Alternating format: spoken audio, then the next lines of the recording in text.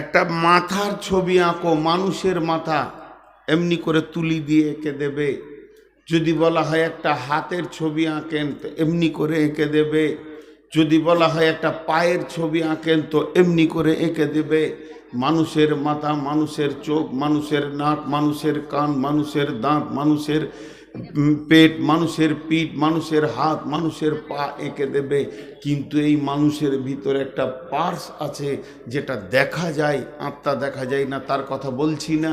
যেটা দেখা যায় তার রং আছে কিন্তু নিজস্ব কোনো রূপ নাই, তার রং হচ্ছে লাল। সেই পার্সটার নাম ব্লাড, যাকে আমরা রক্ত বলি। কিন্তু সে লম্বা না, সে চওড়া না, সে গোল না, সে ফুলের মতো না, সে কার মতো, এর কোনো একটা রূপ নাই। সে হলো তরল। সেই তরল ব্লাডটা হলো ঈমান। দেহটাকে ঠিক রাখার জন্য রক্তের যত দরকার, হাতের ক্ষমতা ঠিক রাখার জন্যে রক্তের যত দরকার, মাথার ক্ষমতা ঠিক রাখার জন্যে রক্তের যত দরকার, পায়ের ক্ষমতা ঠিক রাখার জন্যে রক্তের যেমন দরকার। রক্তবিহীন যে বডির অংশে রক্তের সার্কুলার বন্ধ হয়ে যায়, এই হাড়টাতে যদি রক্তের সার্কুলার বন্ধ হয় তো হাড়টা আর উঠবে না, এরকম প্যারালাইসিস হয়ে যাবে। এই হাড়টা দিয়ে হাড়টাকে তুলতে হবে। তার মানে রক্তের সার্কুলার কমে গেলে যেমন একটা পাশ দুর্বল হয়ে যায়, ঈমান হলো আমলের ব্লাড, আমলের ব্লাড, আমলের ব্লাড। ঈমান ছাড়া নামাজ কবুল নাই, ঈমান ছাড়া রোজা কবুল নাই, ঈমান ছাড়া হজ কবুল নাই, ঈমান ছাড়া দান কবুল নাই, ঈমান ছাড়া আপনার কিনা সাদকা কবুল নাই, ঈমান ছাড়া আপনার হজ কবুল নাই, ঈমান ছাড়া জাকাত কবুল নাই। এক কথা, কোরআনের শুরু থেকে শেষ, হাদিসের শুরু থেকে শেষ যত আদেশ, যত নিষেধ, যত জায়েজ, যত না জায়েজ, যত সুন্নত, যত অজিব, যত মুস্তাহাব, যত চলবে, যত চলবে না, যত হালাল, যত হারাম, যত নিয়ম, যত কানুন এসেছে, সমস্ত কানুনকে পূর্ণাঙ্গ পূরণ করতে পারে কে? যার ভিতরে আছে ঈমানি শক্তি। ঈমান যদি না থাকে ওর দ্বারা কোনো আমল করা সম্ভব হবে না। আর ঈমানবিহীন যদি আমল করে আল্লাহর কাছে কবুল হবে না। ঈমান একটা বৃহত্তর শক্তির নাম। আল্লাহর রাস্তে আবার ধ্যান দিতে বলছি। আমি প্রত্যেকটি কোরআনের আয়াতের তাফসীর করব ইনশাআল্লাহ। ঈমান একটা বৃহত্তর শক্তির নাম। আপনাকে যে বসিয়ে রেখেছে সেই ঈমান, আমাকে যে মসজিদে ঢোকাচ্ছে সেই ঈমান, আমাকে মসজিদ থেকে যে নিয়ে যাচ্ছে নামাজের ভিতরে সেই ঈমান, আমাকে যে হজ করাচ্ছে সেই ঈমান। এই ঈমানি শক্তি যখন দুর্বল হয়ে যাবে, একটা সুস্বাস্থ্য মানুষও নামাজের কাতারে দাঁড়াতে পারবে না। ঈমান একটা বৃহত্তর শক্তির নাম। বারবার বলছি, সারা পৃথিবীটা দুইটা আইনে চলছে, একটা গণপ্রজাতন্ত্র, একটা রাজতন্ত্র। আমরা গণপ্রজাতন্ত্রের দেশের লোক, সৌদি রাজতন্ত্র দেশের লোক। সারা পৃথিবীর সমস্ত সমাজবিজ্ঞানী এরা একমত যে মানুষ নামে প্রাণীটাকে যদি সিধা করতে হয় তো ভালো লাঠি ডান্ডা নিতে হবে আর পুলিশ দিয়ে পিটে সোজা করে দিতে হবে। অসম্ভব, অসম্ভব, অসম্ভব, পারেনি, পারবে না। আজকে আমেরিকা, ইংল্যান্ড, যারা পাশ্চাত্য দেশ, পৃথিবীর সব থেকে 1 নম্বর সভ্য বলে ঘোষিত হয়েছে, তাদেরই দেশে প্রতি মিনিটে 250 থেকে 300 মেয়ে ধর্ষণ হচ্ছে। সেক্স ফ্রি করে দিয়েছে, যে যাকে পারবি, কোনো ইচ্ছা নেই। শুধু নাই ঈমান। আর ঈমানি শক্তি কেমন? শুধু একজন রাষ্ট্রবিজ্ঞানী পৃথিবীতে এসেছিলেন, একজন সমাজবিজ্ঞানী এসেছিলেন, তিনার নাম হচ্ছে নবী মুহাম্মদুর রাসূলুল্লাহ সাল্লাল্লাহু আলাইহি সাল্লাম। তিনি বলেছেন লাঠি দিয়ে মানুষকে সোজা করা যাবে না, মানুষকে সোজা করতে হবে। মানুষ একটা আঁধার ঘর, ওর ভিতরে ঈমানের চেরাগ জ্বালিয়ে দাও, নিজে নিজে সোজা হয়ে যাবে। আজকে স্কুলে, কলেজে, ইউনিভার্সিটিতে, হসপিটালে, বাস স্ট্যান্ডে, স্টেশনে, রেলওয়ে স্টেশনে, প্ল্যাটফর্মে, স্টেশনে, ট্রেনে উঠে, গেটে, সব জায়গায় লেখা আছে ধূমপান নিষেধ। আর যেখানে লেখা আছে ধূমপান নিষেধ ওইখানেই বিড়ি খেতে। লাঠির আইন পৃথিবীতে কোনো মূল্য পায়নি, কিন্তু অত্র ধুলিয়ান এলাকা বৃহত্তর মুসলিম এরিয়া, কয়েক হাজার মসজিদ আছে, কোনো মসজিদে লিখা নাই ধূমপান নিষেধ। যত বড় বিড়িখোর হোক না কেন মসজিদে গেলে মুখ ধুয়ে ঢুকবে। এটা হলো ইমানি পাওয়ার। পুলিশ নাই, ওকে মারবে না, ওকে জরিমানা করবে না, এর নাম ইমানি পাওয়ার। আজকে আমাদের ইমান শেষ, পাওয়ার শেষ। এবার চলেন আমি আয়াতের দিকে যাব, শুধু একটা উদাহরণ দিব, উদাহরণটা পরে পরেই আয়াতে যাব। বিসমিল্লাহির রহমানির রহিম। ওয়ালাকাদ জারানা লিজাহান্নামা কাসীরাম মিনাল জিন্নি ওয়াল ইনসি লাহুম কুলুবুন লা ইয়াফকাহুনা বিহা ওয়া লাহুম আয়ুনুন লা ইউবসিরুনা বিহা ওয়া লাহুম আযানুন লা ইয়াসমাউনা বিহা উলাইকা কাল আনআম বাল হুম আদাল উলাইকা হুমুল গাফিলুন।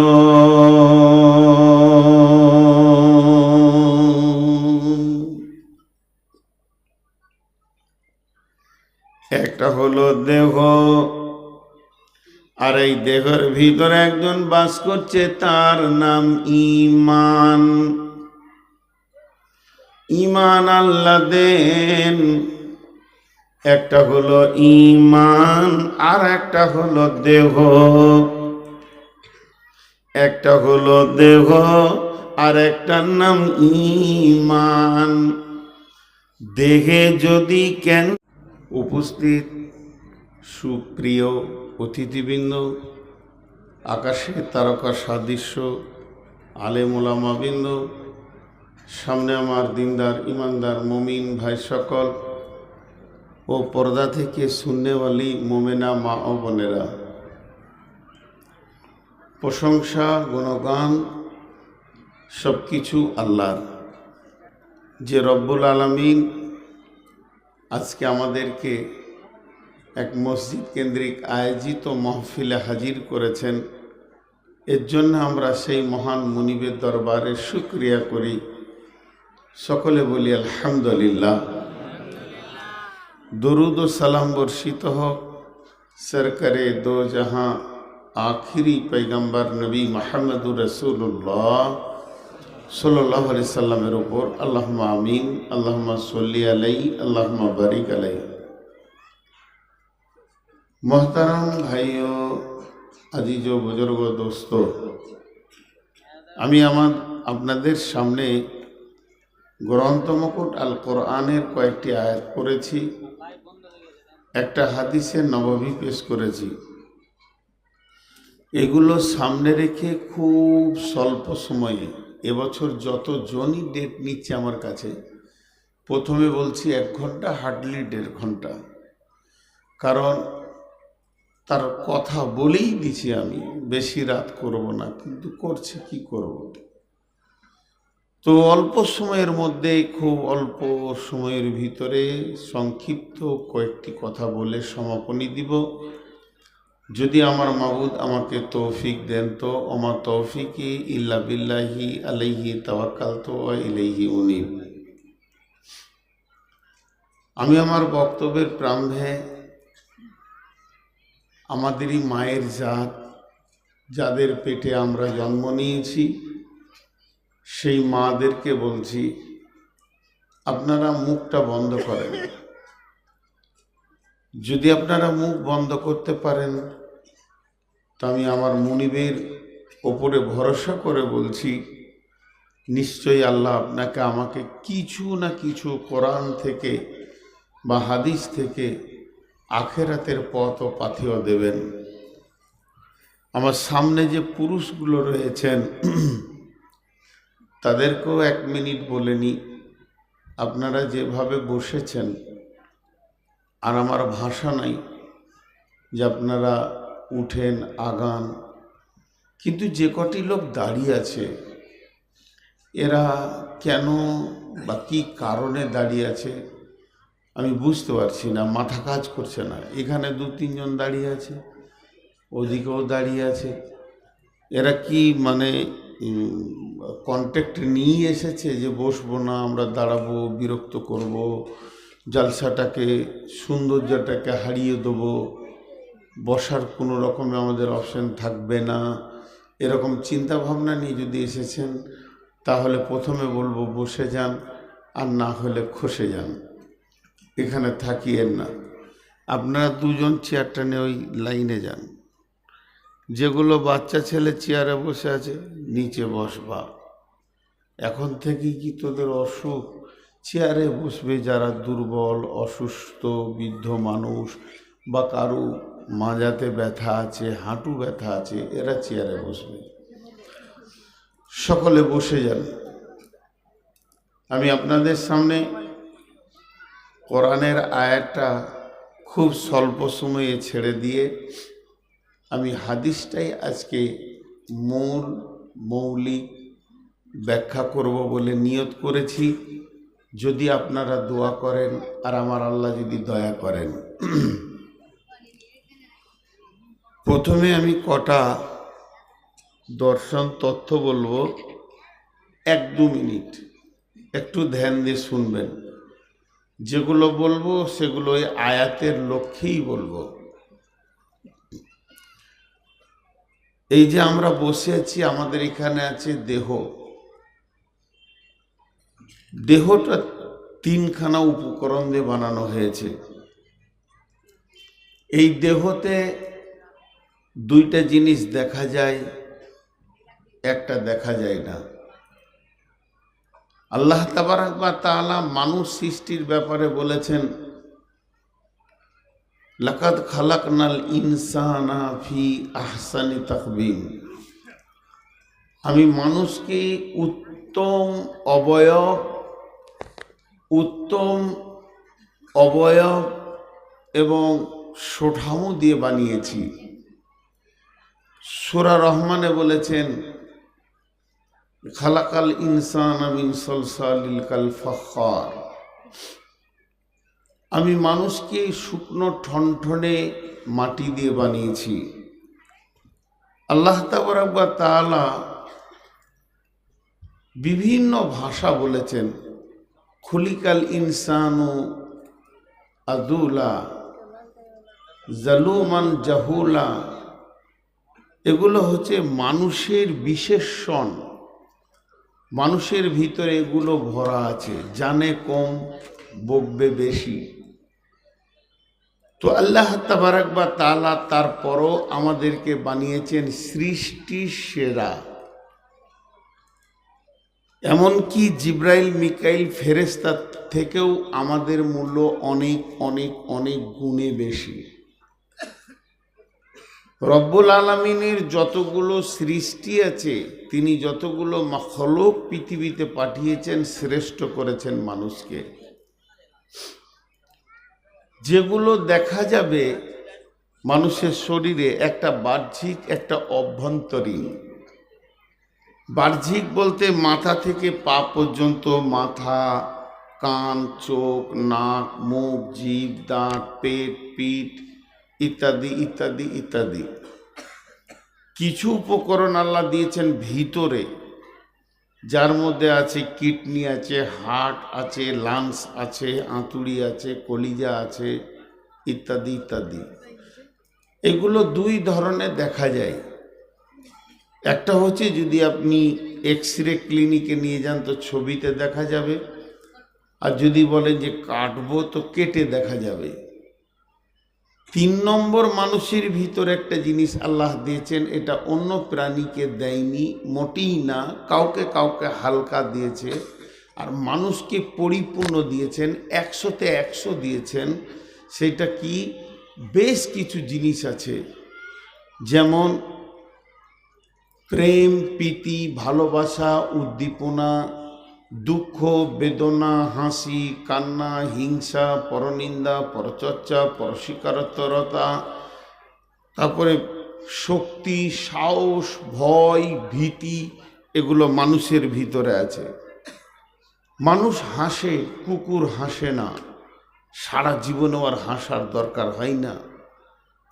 মানুষ কাঁদে, মানুষের উদ্দীপনা আছে, মানুষ আবেগপ্রবণ হয়, অন্য প্রাণী আবেগপ্রবণ হয় না। মানুষের চেতনা আছে, একটা খাসির চেতনা নাই, কসাইখানাতে পাতা খায়। মানুষের চেতনা আছে, ওকে যদি বলা হয় কাল ফাঁসি হবে আর খেতে পারবে না। এই জিনিসগুলো আল্লাহ মানুষকে দিয়েছেন। তো বডিতে যতগুলো দিয়েছেন সবগুলোকে যদি এক কথাই শুনতে চান, তার নাম হবে দেহ বা শরীর। আর যেগুলো দেখা যায় না অথচ মানুষের ভিতরে আছে, মানুষটাকে পিড়ে রস বার করে দিলেও, মানুষটাকে কেটে টুকরো টুকরো টুকরো টুকরো করে দিলেও দেখা যাবে না, সেগুলো হাসি, কান্না, দুঃখ, বেদনা। এইটা টোটাল এক কথাই আর নাম হচ্ছে চরিত্র। চরিত্রের সাথে দেহের কোনো সম্পর্ক নাই, চরিত্রের সাথে দেহের কোনো সম্পর্ক নাই, চরিত্রের সঙ্গে দেহের কোনো সম্পর্ক নাই। হযরতে বেলাল দেখতে কালো ছিলেন, চরিত্র ছিল উজ্জ্বল বর্ণ। হযরতে বেলাল তার চামড়া কালো, ঠোঁট মোটা, নাক মোটা, বিভৎস চেহারা, কিন্তু চারিত্রিকটা ছিল সোনালী উজ্জ্বল বর্ণ। আবু লাহাব দেখতে অতি সুন্দর ছিল, বেঈমানের নাম এই জন্য আবু লাহাব দেওয়া হয়েছে, অগ্নিশিখার বাপ। গায়ের রং টকটকে চেহারা, কিন্তু চরিত্র ছিল আলকাতরার থেকেও খারাপ। এই জন্য চরিত্রের সঙ্গে দেহের কোনো সম্পর্ক নেই। একটা মেয়ে অতি সুন্দর কিন্তু চরিত্র নোংরা, একটা মেয়ে দেখতে কালো, চরিত্র উজ্জ্বল হতেই পারে। বিধায় চারিত্রের সঙ্গে কোনো সম্পর্ক দেহের নেই। তো টোটাল যেগুলি আল্লাহ দিয়েছেন তার ভিতরে একটা জিনিস ঈমান বলে আছে। ঈমান একটা শক্তির নাম। ঈমান নিয়ে 2 মিনিট আপনাদেরকে দুটি কথা বলি। আচ্ছা, আবার কিছুগুলো এসে দাঁড়িয়ে গেল, 2, 4, 6, 7, 8, 9, পেছনে আছে 5-6টা। এরা কেন দাঁড়ালো? আবার পালাচ্ছে কেন? এলো কেন? দাঁড়ালো কেন? পালাচ্ছে কেন? পেছনে ওরা দাঁড়িয়ে আছে কেন? বুঝতে পারছি না। কমিটির কেউ আছেন, একটু জিজ্ঞেস করে আসেন তো, ওরা দাঁড়িয়ে আছে কেন? ওরা কি মানুষ না মানুষের বাইরে? যাও সোনা যাও, চলে গেল। এবার বুঝেন চরিত্র কাকে বলে। প্র্যাকটিক্যাল দেখাচ্ছি। এতগুলোর মধ্যে 6-7 জন বসে গেল, বাকি কটা বেরিয়ে গেল। ওরা ভাবছে এর থেকে বাইরের জালসাটা অনেক ভালো, সেখানে জিলিপি আছে, মহিলা আছে, এখানে তো এগুলো কিছু নাই, কেন খামোখায় থাকবো, চলে গেল। ওরা লস করতে রাজি নয়, বড় লাভে চলে গেল। বসে যান, একজনে দাঁড়াবেন না। আমি কিন্তু এখন দর্শন তত্ত্ব আর 2-1 মিনিট বলবো। ঈমান যেটা ধরেছি, কথায় কথায় মানুষ, এই যে আপনারা বসিয়ে রেখেছেন মৌলানা ঈসাকে, আমরা বাল্য বয়সের পরিচিতি, তো কথায় কথায় আমি ওকে বলছি ঈমান নাই, ও আমাকে বলছে আপনার ঈমান নাই। ঈমানটা কেমন? ঈমানের কালার কি? নাই যে আমাকে বলল যে আপনার ঈমান নাই। তো ঈমানটা কেমন, কোন জায়গাটা দেখে বলল? ঈমানটা কি হাতে থাকে, ঈমানটা কপালে থাকে? ঈমানের স্থান কোনটা আমরা বুঝি না। ঈমান, ঈমান এর আবিধানিক অর্থ হলো বিশ্বাস। আবার এসে চারজন দাঁড়ালো। এরা কেন দাঁড়াচ্ছে ওখানে? ওখানকার মাটিটা কি খারাপ আছে? আয়তাল কুরসি পড়ে খানিক পানি ছিটিয়ে দাও। ওখানে এলেই দাঁড়িয়ে যাচ্ছে মানুষ। এইখানটা তো ফাঁকা আছে, কিছুই চট আনতে হবে না, এইখানটা ফাঁকা আছে, ওরা বসবে, ইচ্ছা করলে বসতে পারবে। হ্যাঁ, ওই সাইডটাতে চট দেন। তো ঈমান কেমন? একটা লোক কথায় কথায় আমরা বলি ওর ঈমান নাই, ও বলবে ওর ঈমান নাই। ঈমান একটা বৃহত্তর শক্তির নাম ঈমান, যার উপরে কোনো শক্তি নাই। আল্লাহর রাস্তা দিয়ে বলছি, 10টা মিনিট ফিলোসফি বলবো কোরআন হাদিস থেকে, হাতগুলো ধরে বলছি, যারা লেখাপড়া করছেন স্কুলে কলেজে, একটু তোমরা বলে বলছি, আমার ছেলের বয়সে একটু ধ্যানটা দাও। ঈমান একটা বৃহত্তর শক্তির নাম, এর ওপরে দ্বিতীয় কোনো শক্তি আর আসেনি, আর আসবে না। ঈমান কত বড় শক্তি যে মৃতকে ভয় খায় না, মৃতকে হাসতে হাসতে স্বেচ্ছায় গ্রহণ করে নিতে পারে, এর নাম ঈমান।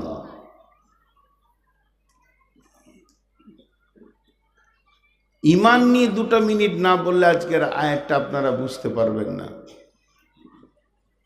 এখন যদি একটা বোর্ড দেওয়া হয় আর ভালো শিল্পীকে বলা হয় একটা মাথার ছবি আঁকো, মানুষের মাথা,